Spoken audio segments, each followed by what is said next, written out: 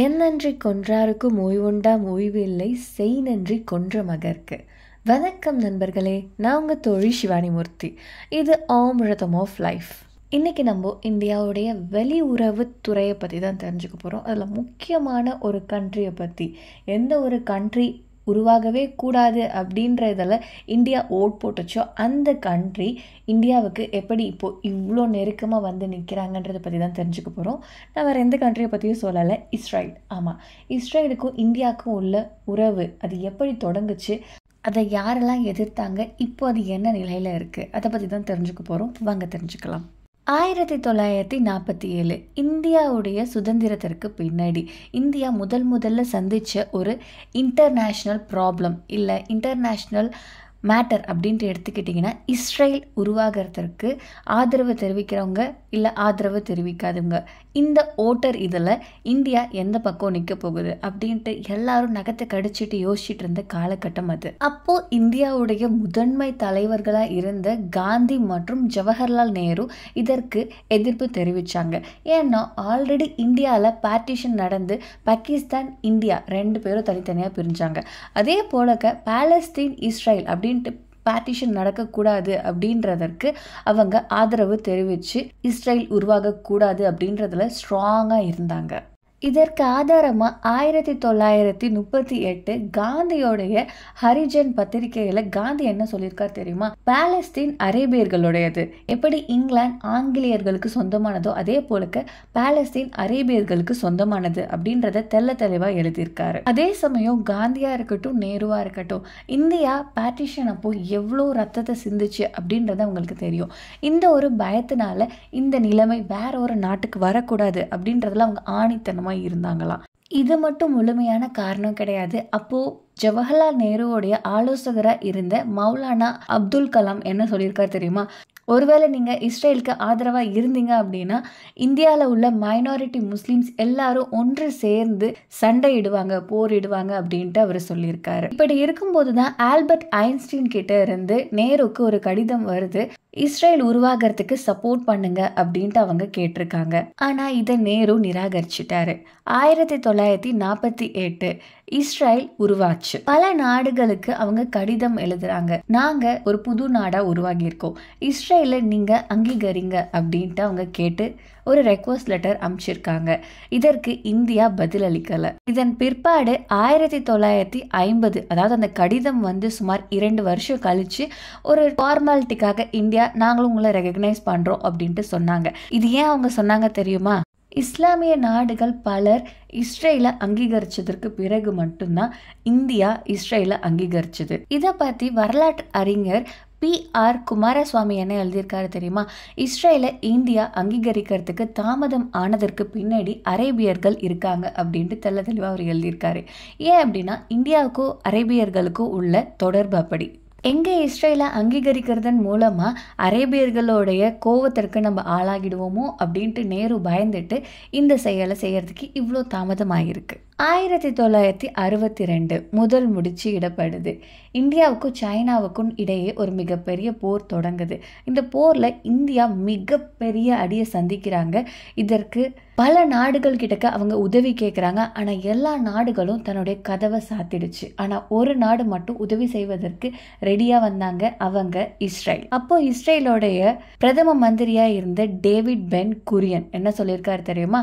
உங்களுக்கு தேவையான ஆயுதங்களையும் வெடி மருந்துகளையும் நாங்கள் கொடுக்குறோம் அப்படின்ட்டு சொல்லியிருக்காங்க.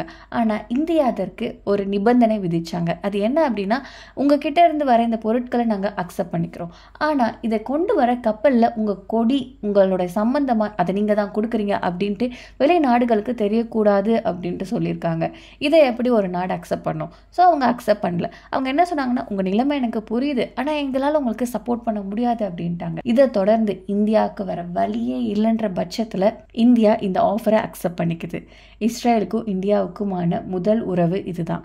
இது நடந்து சுமார் 9 வருடங்கள் கழிச்சு 1971 இந்தியாவுக்கும் பாகிஸ்தானுக்கும் இடையே சண்டை நடக்குது.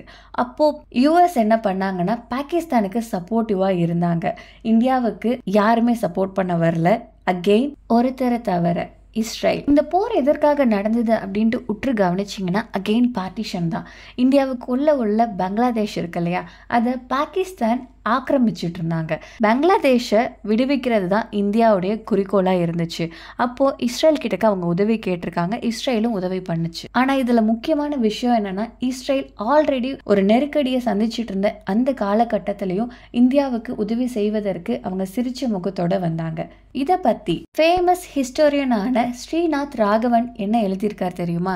அவருடைய A Global History of Creation of Bangladesh என்னும் புத்தகத்தில் அவர் என்ன குறிப்பிட்டிருக்காருன்னா, என்னதான் இஸ்ரேலுக்கு ஆயுத பற்றாக்குறை இருந்தாலும் அவங்க இந்தியாவுக்கு ஆயுதங்களை தருவதற்கு தயாராக இருந்தாங்க, அதுவும் யூஎஸ்ஐ பகைச்சிக்கிட்டு. ஏன்னா யூஎஸ் போன்ற பல நாடுகள் இந்தியாவுக்கு உதவி செய்வதை கூடாது அப்படின்ட்டு வலியுறுத்திட்டு இருந்த இந்த காலகட்டத்திலையும் யார் என்ன சொன்னா என்னன்ட்டு இஸ்ரேல் இந்தியாவுக்கு உதவி செஞ்சிச்சு. தன்னுடைய இக்கட்டான சூழ்நிலையிலையும் நம்மளுக்கு நம்பி வந்தவங்களுக்கு உதவி செய்யணும் அப்படின்ட்டு வந்த இஸ்ரேலுக்கு நம்ம என்ன உதவி செஞ்சோம்? உபத்திரம் தானே செஞ்சுருக்கோம். ஆமாம், இந்திரா காந்தி என்ன பண்ணாங்க தெரியுமா? இஸ்ரேலை எதிர்த்து அவங்க நின்னது மட்டும் இல்லாமல் பாலஸ்தீனுக்கு சப்போர்ட்டிவாக அவங்க இருந்திருக்காங்க. இதை என்ன சொல்லுது அப்படின்ட்டு கேட்டிங்கன்னா, பாலஸ்தீனுக்கு செல்ஃப் டிட்டர்மினேஷன் வேணும், அதாவது அது பாலஸ்தீனோட நாடு, பாலஸ்தீனை இஸ்ரேல் ஆக்கிரமிச்சிருக்காங்க அப்படின்றத வலியுறுத்தி இந்திரா காந்தி இஸ்ரேலுக்கு எதிர்த்து நின்னாங்க. அது மட்டும் கிடையாது, 2 நாடா இல்லாம 2 மாநிலமா பிரிஞ்சுக்கோங்க அப்படின்றதையும் இவங்க வலியுறுத்திட்டு இருந்தாங்க. 1974 இதை ஆமோதிக்கிற விதமா பாலஸ்தீன் லிபரேஷன் ஆர்கனைசேஷனை இந்தியா அஃபிஷியலா ரெகக்னைஸ் பண்றாங்க. இதை யாரு தலைமை தாங்கினாங்க அப்படின்ட்டு கேட்டீங்கன்னா, யாசர் அரஃபாத். இவர் இந்திரா காந்தியை என்னோட தங்கை அப்படின்னு தான் பல இடங்கள்ல அட்ரஸ் பண்ணியிருக்காரு, குறிப்பிடத்தக்கது.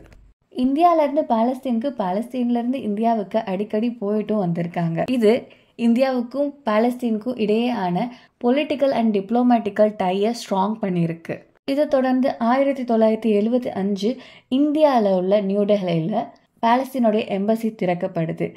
1988 பாலஸ்தீன் லிபரேஷன் ஆர்கனைசேஷனை அஃபிஷியலாக இது ஒரு இண்டிபெண்ட் கண்ட்ரி அப்படின்ட்டு ரெகக்னைஸ் பண்ணதில் இந்தியாவும் ஒரு முதல் நாடாக இருந்துச்சு. கோல்டு வார் நடந்துட்டு இருந்த காலகட்டத்தில் இந்தியா நான் அலைன்மெண்ட் மூவ்மெண்ட்டோடைய தலைவராக இருந்தாங்க. அந்த காலகட்டத்தில் இந்தியாவுடைய சோவியத் யூனியன் மற்றும் அரேப் நாடுகள் ரொம்ப நெருங்கிய உறவோடு இருந்தாங்க. ஆனால் ஒரு சில காரணங்களால் தெரியப்பட்டது, இந்தியா வேற ஒரு நாடை தன்னுடைய நட்புறவு நாடா அமைக்கிறதுக்கான சுச்சுவேஷன் வந்துச்சு. ஏன்னா சோவியத் யூனியன் கலைக்கப்பட்டுச்சு. அதோடு சேர்ந்து கோல்டு வார் நிறைவுக்கு வந்துச்சு. அரேப் கூட இருந்த அந்த உறவு கொஞ்சம் கொஞ்சமாக விட்டு போகிற மாதிரி ஃபீல் ஆச்சு. ஏன் அப்படின்ட்டு தெரியல. ஆனால் இஸ்ரேல் கூட ஆன உறவு கொஞ்சம் நெருக்கமாக ஆரம்பிச்சுது.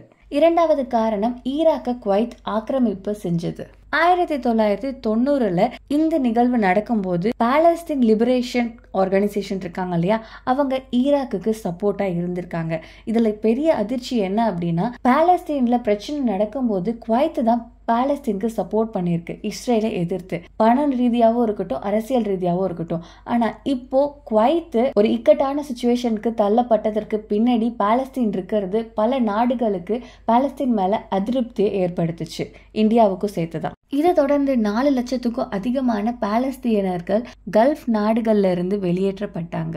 அப்போ இந்தியாவுடைய பிரதம மந்திரியா இருந்த PV நரசிம்ம ராவோ என்ன பண்ணார் தெரியுமா? இந்தியாவுக்கும் இஸ்ரேலுக்கும் இடையே ஒரு ஃபார்மல் டையை உருவாக்குனாரு. இதன் வெளிப்பாடா ஒவ்வொரு நாட்டிலையும் எம்பசி உருவாச்சு. 1999 மே 3 மீண்டும் இந்தியால ஒரு போர் தொடங்குது. ஜம்மு அண்ட் காஷ்மீர்ல உள்ள கார்கில் செக்டார்ல பாகிஸ்தானை சேர்ந்த பல ராணுவ வீரர்கள் கூட்டம் கூட்டமா அங்க இருக்காங்க அப்படின்றது தெரிய வருது. இதை தொடர்ந்து இந்திய வீரர்கள் எவ்வளவு போராடியும் அவங்களால ஜெயிக்க முடியல. ஏன்னா நம்ம கிட்டக்கு எந்த ஒரு அப்டேட்டட் டூல்ஸும் இல்லை, எந்த ஒரு நெட்வொர்க்கும் கிடையாது. அப்போ இஸ்ரேலை நம்ம ரீச் பண்றோம். இஸ்ரேல் கிட்ட இருந்து வெறும் உதவி மட்டும் வரல, ஒரு மிகப்பெரிய சர்ப்ரைஸும் வந்துச்சு.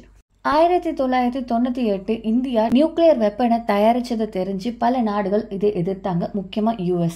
அப்படி இருக்கும்போது தான் இந்த கார்கில் போர் தொடங்குது.